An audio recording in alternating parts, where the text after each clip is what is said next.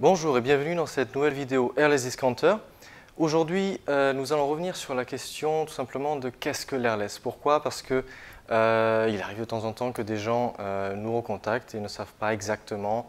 Voilà, c'est vraiment la première fois qu'ils rentrent en contact avec le sujet, et qui ont besoin de comprendre, d'obtenir plus d'informations sur le fonctionnement, qu'est-ce que c'est, qu'est-ce que cela veut dire, etc. Et c'est donc ce à quoi nous allons répondre dans cette vidéo Airless Discounter du jour. Donc commençons, qu'est-ce que l'airless? Qu'est-ce que cela signifie? Airless donc est un mot anglais qui signifie donc mot pour mot air-, donc sans air. Donc le principe, comme son nom l'indique, c'est qu'une pompe, quelle qu'elle soit, va aspirer donc le matériau sans air à partir donc de la crépine d'aspiration donc jusqu'au pistolet et pulvériser donc ce produit de manière pure, sans air ajouté. Alors on verra bien sûr dans d'autres vidéos Airless Discounter que vous avez également d'autres systèmes qui existent qui eux utilisent une assistance en air que vous entendrez donc par le nom de AirCoat ou air assisté par exemple, ou bien HVLP, et donc qui nécessite dans le fonctionnement, qui utilise également un niveau d'air. Mais aujourd'hui donc, pour se concentrer sur la base de l'airless, c'est un fonctionnement donc simple où que ce soit donc une machine avec un tuyau d'aspiration ou une machine avec une trémie sur le dessus, donc va aspirer le matériau de manière pure, sans air ajouté, et le projeter tel quel. Donc commençons tout d'abord avec une machine sur la droite, notamment donc cette marque 7. Vous retrouvez ici également en plus petit modèle la GX21 qui est assez populaire, et ensuite un modèle entre les deux qui est une 695. La marque 7 et la 695 étant les nouveaux modèles de cette année. Donc le principe en fait par rapport à ces pompes-ci, c'est que ce sont toutes les trois des pompes à piston. Donc le principe est que vous avez un piston à l'intérieur du tuyau d'aspiration qui va donc s'agiter de haut en bas ou bien en tournoyant sur les nouveaux modèles, de haut en bas de sorte à aspirer avec force le produit. Dans le cas de la marque 7 par exemple, que vous aurez plongé la machine dans un seau, dans votre seau de matériaux. Donc le matériau est aspiré par le tube, passe à l'intérieur de la machine, est filtré par la crépine en bas en premier, ensuite principalement le filtre, grand filtre sur le côté, filtre primaire, et enfin, éventuellement, dans le cas des peintures, pas dans le cas des enduits, est filtré en plus au niveau du pistolet, et donc est projeté après sur la surface. Donc des machines comme celle-ci, la marque 7 par exemple, monte largement à plus de 200 bars en pression. Dans le monde industriel, vous trouverez également bien sûr des machines qui seront donc bien plus puissantes et qui pourront monter donc jusqu'à environ 500 bars de pression. Passons maintenant donc aux différents éléments qui font que vous allez retrouver tout simplement sur l'intégralité des pompes airless, qu'elles soient de chez Wagner ou de chez Graco, qui sont donc les deux marques les plus importantes du marché, sur toutes ces pompes airless. Donc vous avez principalement ce que vous allez toujours retrouver sur une pompe, c'est tout d'abord les filtres. Vous aurez toujours des filtres, que vous ayez une trémie sur le dessus ou un filtre avec un tube d'aspiration, vous aurez donc toujours une crépine. Vous retrouverez également toujours un filtre principal qui sera donc à l'intérieur ou sur le côté, ou bien en tant que disque sur le dessus. Et vous aurez dans le cas des peintures, et non dans le cas des enduits, puisque les enduits s'utilisent sans filtre, mais dans le cas des peintures, vous aurez également des pistolets avec dans le manche un filtre plus fin également avant que le produit donc arrive à sortie. Le deuxième élément en dehors des filtres que vous retrouverez donc chez toutes ces machines airless, c'est une soupape de décharge. Une soupape de décharge donc, qui, comme son nom l'indique, va permettre de décharger la pression qui est contenue à l'intérieur de la pompe, mais qui va également, par le même biais aussi, permettre de changer la direction du mouvement donc, de la peinture du produit à l'intérieur de la machine. C'est-à-dire que vous aurez toujours sur une pompe airless votre tuyau bien sûr et votre pistolet donc pour pulvériser, mais vous aurez également toujours un tuyau de retour. Que ce soit un tuyau de retour donc, qui revienne dans la trémie en elle-même sur le dessus, ou bien qui reviennent tout simplement vers le bas, donc de sorte à ce que ça puisse revenir soit vers votre seau, soit vers un seau externe. Donc le principe de cette soupape de décharge, c'est que vous pourrez donc dès le départ amorcer la pompe facilement avec le tuyau de retour, et ensuite en le dirigeant droit comme ceci, comme vous le voyez sur la pompe actuellement, permettre donc de faire en sorte que la peinture aille ensuite vers donc, le tuyau jusqu'au pistolet. Et donc cette soupape, lorsqu'elle est orientée vers le tuyau de retour, elle permet donc à la pression de s'échapper directement. Donc lorsque la pompe est à l'arrêt, lors de pause, etc., vous verrez que l'utilité est donc de décharger forcément la pression pour raisons de sécurité et autres. En dehors donc des filtres et de la soupape de décharge, vous retrouverez également toujours Alors, suivant les modèles, soit un manomètre pour vous indiquer la pression, manomètre classique, ça très souvent chez les versions standards, comme vous le verrez par exemple sur la 695. Ou alors vous retrouverez donc dans les versions, par exemple Pro Contractor, les séries Pro Contractor, chez Graco, vous retrouverez un écran LED qui sera lui sur le côté. En tous les cas, vous aurez toujours cette information de pression qui vous sera donc nécessaire afin de pouvoir réguler précisément la pression en fonction des matériaux que vous aurez à pulvériser. Enfin, en dehors de l'écran LED, le principe c'est qu'au final donc, vous aurez toujours un certain type de pistolet enfin, pour pulvériser votre produit. Un pistolet donc, qui sera plus ou moins adapté en fonction des produits, mais ce sera donc toujours le même type, on va dire, d'élément qui sera nécessaire pour la projection. Vous verrez qu'il existe 2-3 accessoires en plus, mais voilà. Et donc ça, ce sont les éléments qui font que vous travaillez donc avec une pompe airless. Ce sont les éléments que vous retrouvez sur toutes les pompes, quels que soient les modèles. Maintenant, après avoir vu donc les pompes de chez Graco, donc qui ont un système, en l'occurrence par rapport aux 3 que vous avez vu à piston, il existe également, donc vous le verrez sur le marché, récurrent chez la marque Wagner par exemple, le système à membrane. Le système à membrane, qu'est-ce que c'est? C'est tout simplement au niveau du circuit. En fait, si on prend l'exemple donc de la Superfinish 33+, l'une des dernières pompes qui est arrivée cette année, ce principe-là, c'est que le produit est aspiré donc, dans ce cas-ci par le tuyau d'aspiration et arrive donc dans la tête de la pompe ici même, où vous avez donc à l'intérieur un système à membrane, c'est-à-dire 2 plaques en plastique qui vont tout simplement pomper le matériau de manière constante et qui vont ensuite l'emmener directement vers le tuyau à peinture et jusqu'au pistolet. Donc vers l'un, vous avez un système à piston qui restera quand même le système le plus puissant pour aspirer les éléments, ou alors il existe également un élément de fonctionnement, comme je l'ai dit, à membrane, qui peut s'avérer également très utile dans certaines situations, notamment si vous travaillez par exemple avec des lacs et lasures et que vous utilisez ce type de pompe comme la 23+, toujours de chez Wagner avec sa trémie sur le dessus, puisque là, le système à trémie permettra d'avoir un système de pulvérisation très court, puisque le produit passera directement à travers le disque filtrant dans la membrane et ensuite directement jusqu'au flexible et au pistolet. Donc ça aura également ses avantages en fonction des situations. Qu'existe-t-il maintenant comme type de machine de manière générale? Vous trouverez donc des machines comme celles qui sont autour de moi, que ce soit à membrane ou à piston, qui fonctionnent de manière électrique. C'est celle que la plupart des gens vont généralement se tourner vers, puisque ce sont des machines qui sont faciles d'utilisation et donc généralement les réseaux en Europe ont suffisamment de voltage de sorte à faire fonctionner ces machines correctement sans aucun problème. Donc la première catégorie de machines que vous trouverez généralement sur le marché sont donc des machines qui fonctionnent à l'électricité. Mais vous trouverez également, suivant les marques, suivant les modèles, suivant les types, des machines qui fonctionnent également de manière à air comprimé par exemple. Et donc le principe sera d'avoir une machine, un compresseur qui sera à l'extérieur, donc qui amènera à la fois de l'air pour une utilisation en l'occurrence en air cote par exemple, donc à la fois vers le pistolet, et en même temps qui acheminera l'air pour le fonctionnement de la machine et pour que les membranes puissent correctement fonctionner. L'avantage de ce type de machine, par exemple, c'est que sans électricité, il n'y a pas d'étincelle, sans étincelle, il n'y a pas d'explosion.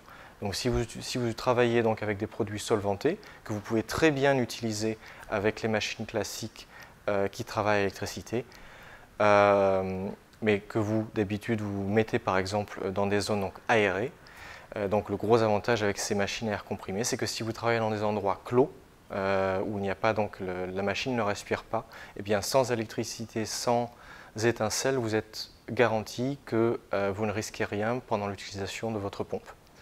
Alors que pour un produit solventé, comme je l'ai dit, avec une utilisation clos, cela peut comporter éventuellement des risques. Ensuite, le troisième type que vous trouverez généralement sont des pompes avec un système thermique, donc des pompes qui fonctionneront à l'essence. La première idée qui me vient par exemple pour l'utilisation de ce type de machine, c'est que l'on trouve les pompes thermiques, on trouve ça généralement dans les modèles par exemple appelés Heavy Coat, donc vraiment les pompes qui deviennent vraiment très puissantes, qui permettent d'utiliser beaucoup de matériaux différents, des plus fins aux plus épais, on va rentrer dans les détails juste après, et donc qui ont besoin également de fonctionner dans des zones comme par exemple dans certaines fermes, lorsqu'il y a des silos à repeindre, et donc vous êtes complètement à l'écart de toute zone électrique, toute prise électrique sur laquelle vous pourriez vous brancher. Donc c'est là où un gros avantage viendra avec ces pompes thermiques, donc qui pourront être utilisées très facilement dans tout type de lieu au final, et donc quelles que soient les zones d'utilisation. Quels sont donc les métiers qui sont les plus concernés avec ce type de machine? Nous avons effectivement des particuliers qui de temps en temps nous achètent certains modèles de machines pour une utilisation donc vraiment privée, c'est-à-dire leur maison forcément qui est en construction, ou éventuellement quelques projets à part, ou s'ils ont par exemple des locations. Mais le métier donc qui va le plus avoir besoin d'utiliser ce type de machine, quelle qu'elle soit, sera le métier de peintre en bâtiment, généralement. Peintre artisan, mais surtout peintre en bâtiment seront donc le métier qui reviendra le plus pour ce type d'utilisation, ce qui vous permettra d'avoir une qualité de rendu et une rapidité d'exécution donc sans égal. Donc cela va s'avérer donc un grand gain de temps et d'argent du coup pour ce type de métier-là. Vous retrouverez également des modèles de machines donc, qui seront intéressantes pour les métiers donc, par exemple des industriels ou les entreprises donc, qui ont tendance à laquer, vernir des portes, des cadres à la chaîne par exemple, ou également les entreprises qui ont besoin donc, de peindre des tuyaux, des éléments métalliques constamment. Donc voilà, ils seront concernés par ce type de machine. C'est les métiers, dans les corps de métiers qui reviendront le plus souvent. Donc enfin, concernant les matériaux donc, qui seront utilisés avec ce type de machine airless, en l'occurrence aujourd'hui, donc la gamme d'utilisation sera vraiment très large. Vous allez voir que vous allez pouvoir utiliser des matériaux donc forcément très fins, c'est-à-dire lac, lasure, vernis, en passant donc par des matériaux de peinture, par exemple acrylique, solventés pour des dispersions intérieures, extérieures.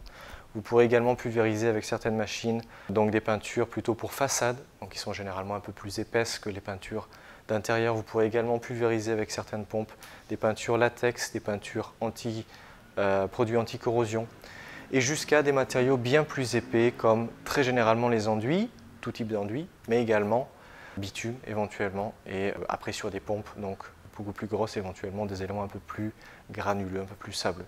Donc vous voyez qu'avec ce type de machine, vous aurez donc une large gamme d'utilisation. Encore une fois, bien sûr, pensez bien qu'il existe donc aujourd'hui une grande série de machines sur le marché. Pourquoi? Parce que chaque machine a sa puissance, a sa capacité, et donc même si vous n'avez pas besoin d'une grosse machine, il faudra quand même penser que la machine que vous choisirez, s'il s'agit d'un petit modèle, comme par exemple la GX21 de chez Graco, vous serez limité donc à 21 pouces, ce qui vous permettra d'effectuer donc pas mal de travaux et de pulvériser pas mal de matériaux différents, mais la limite sera quand même les dispersions intérieures, de manière générale, et après les peintures en viscosité supérieure aux peintures acryliques d'intérieur porteront un souci et donc risqueront d'endommager la pompe ou de la boucher tout simplement. Donc vous voyez bien qu'en fonction des modèles, et quelle que soit la marque, vous trouverez donc différentes puissances pour les différents matériaux. Et donc l'idée en premier, lorsque l'on choisit une pompe, c'est donc de se concentrer en premier sur quel matériau veut-on pulvériser avec, quel est le matériau le plus épais que je veux pulvériser avec ma pompe airless. Et à partir de là, vous savez donc dans quelle catégorie vous devrez vous orienter dans le choix de votre machine. Donc enfin, pour vous donner donc un point global, tout simplement un point positif et un point négatif, on va commencer par le point négatif que l'on peut entendre souvent avec ce type de machine airless, donc avec l'airless en général. Tout d'abord, c'est le brouillard, la question du brouillard. Très généralement, on a beaucoup de personnes qui ont du mal à gérer le brouillard pendant l'application, ou plus ou moins facilement, on va dire. Il faut penser qu'effectivement, lorsque l'on pulvérise, et lorsque l'on pulvérise avec un angle plus ou moins grand, on a tendance à projeter, donc pulvériser, à avoir un résidu de brouillard qui est émis plus ou moins important. Bon, ça c'est un point effectivement négatif. Néanmoins, il faudra quand même prendre en compte que, en fonction de l'équipement que vous aurez avec votre machine, en fonction de votre technique d'utilisation, vous serez en matière, vous aurez la capacité quand même de réduire considérablement cet effet de brouillard, voire même de pratiquement l'éliminer en fonction de l'utilisation. Donc en fonction donc, de l'équipement, comme je l'ai dit, et de la technique. Le deuxième point négatif que l'on va très souvent retrouver en airless, c'est forcément le temps de protection, puisqu'il faut, par rapport au rouleau, il faut quand même plus protéger généralement la pièce et les éléments donc, autour de là où on désire les surfaces à peindre, avant donc, la pulvérisation. Et également la petite question du nettoyage après utilisation, puisqu'il est quand même recommandé impérativement de nettoyer votre pompe, votre machine, après chaque fin d'utilisation. Donc et bien sûr, il faut penser que ça c'est pareil. Au début, vous allez prendre énormément de temps pour nettoyer et pour donc protéger votre pièce pour l'utilisation, puisque vous serez également en phase où vous ne serez pas exactement sûr de quel équipement est le plus adapté au produit que je suis en train de pulvériser, et puis à la pièce, au projet dans lequel je travaille, et par rapport à votre technique forcément. Au début, vous serez un petit peu, pas tremblant, mais vous aurez forcément besoin de vous habituer au mouvement et du produit que vous êtes en train de pulvériser, encore une fois. Et donc forcément, par la suite, lorsque vous travaillerez donc plus rapidement, vous aurez forcément, ce sera beaucoup plus facile pour vous d'habiller votre pièce rapidement. Et en fonction de la technique, si vous améliorez en technique, forcément vous aurez besoin donc de moins couvrir de surface dans la pièce que vous pulvérisez, puisque vous émettrez moins de brouillard. Donc au final, vous serez également en gain de temps par rapport à l'habillage de la pièce. Et enfin, par rapport au nettoyage, encore une fois, ça c'est toujours une question d'expérience. Au départ, vous allez probablement mettre entre 10 et 30 minutes pour nettoyer votre pompe. Bien sûr, plus la pompe est petite et plus le nettoyage est rapide, plus elle est grande et plus cela peut prendre un peu de temps. Mais c'est encore une fois une question d'expérience, puisque nous avons certains de nos clients, par exemple, qui sont derrière 20-25 ans de travail avec leur pompe et qui nettoient maintenant leur pompe, comme par exemple une 695 ou une Mark 7, en l'espace de 7 à 9 minutes. Donc le nettoyage peut également être très rapide par la suite. Donc point négatif, voilà, c'est relatif après par rapport à votre expérience. Maintenant, ce à quoi nous devons nous concentrer, c'est principalement forcément les points positifs de l'airless. Et les points positifs, donc, qu'est-ce qu'ils sont? C'est tout simplement, premièrement, ce qui décide le client très généralement à l'achat, en tout premier, c'est la rapidité d'application. Pourquoi? Parce que même si vous devez couvrir votre pièce, cela va aller vite au bout d'un moment et ce qui va compter le plus, c'est le temps que vous mettez donc à couvrir les surfaces que vous désirez peindre dans une pièce sur un projet plus ou moins grand. Et donc la rapidité d'application avec l'airless est jusqu'à présent non comparable avec le rouleau, puisque lorsque vous mettrez 2 minutes à peindre un mur avec un airless, vous en mettrez 10 ou 15 avec un rouleau, suivant la qualité que vous désirez appliquer et les éléments qui se trouvent éventuellement sur la surface à pulvériser. Et donc par rapport à cela, cela va être le premier point de décision de l'achat d'un airless, puisque un gain de temps veut dire également un gain d'argent. Plus vous pourrez passer rapidement sur un projet et plus vous pourrez donc passer au second. Le deuxième élément qui donc va convaincre la plupart de nos clients comme deuxième élément, c'est forcément la qualité d'application. Puisque lorsque l'on compare une qualité par exemple en dispersion intérieure avec une peinture acrylique, on va dire classique, vous allez avoir un rendu, une qualité à la surface qui sera bien supérieure à l'airless que vous aurez en comparaison au rouleau, quelle que soit l'épaisseur et la longueur donc des poils du rouleau. Donc au final, lorsque l'on parle de qualité pure, cela va vous permettre en tant que notamment professionnel de éventuellement rehausser vos devis, puisque vous pourrez offrir une qualité d'application qui est supérieure à celle que vous pouviez offrir jusqu'à présent, et cela va vous permettre à vous de créer forcément une certaine satisfaction, mais également par rapport à la clientèle, peut-être de vous aider donc à acquérir une plus grande clientèle, puisque plus de personnes pourront parler de votre travail comme un travail vraiment de qualité lors de l'application. Voilà donc finalement pour les points positifs et négatifs, s'il en est, de l'airless. Quant à moi, je vous remercie de nous suivre sur YouTube et sur les autres réseaux sociaux. Si vous avez des questions, bien sûr, n'hésitez pas à nous laisser un commentaire sous la vidéo, à nous envoyer un message sur Facebook, à nous écrire un message ou nous envoyer des photos si nécessaire sur WhatsApp par exemple, et puis à nous appeler, bien entendu, si vous avez besoin de nous parler directement pour de plus amples informations. Et quant à moi, je vous dis à très vite sur Airless Discounter.